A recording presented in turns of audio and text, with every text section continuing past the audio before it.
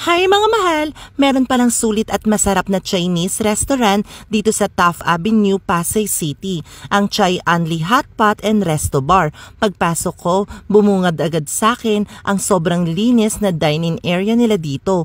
Number 1 rule talaga nila ang safety food hygiene. Kaya tara, tikiman time na. Inuna ko ang tikman itong Taiwan hotdog at beef and fish bowl nila. Very salty and chewy siya. Kasunod ng very tenderized na beef broccoli at fresh from salt water na scallop and oyster at ang crunchy delight na chicharon bulaklak.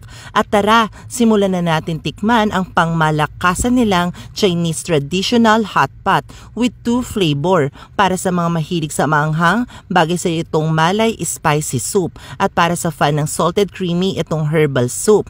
Ayan nga at nilagay na namin ang napakaraming ingredients ng hot pot nila with fresh meat and seafood including vegetable and meatballs. Very flavorful and eye-catching talaga ng hot pot nila dito. I'm sure na babalik-balikan mo talaga. By the way, available din pala ang mga wine and beer nila dito para sa mga gustong mag-chill. With free high-quality karaoke pa yan mga mahal.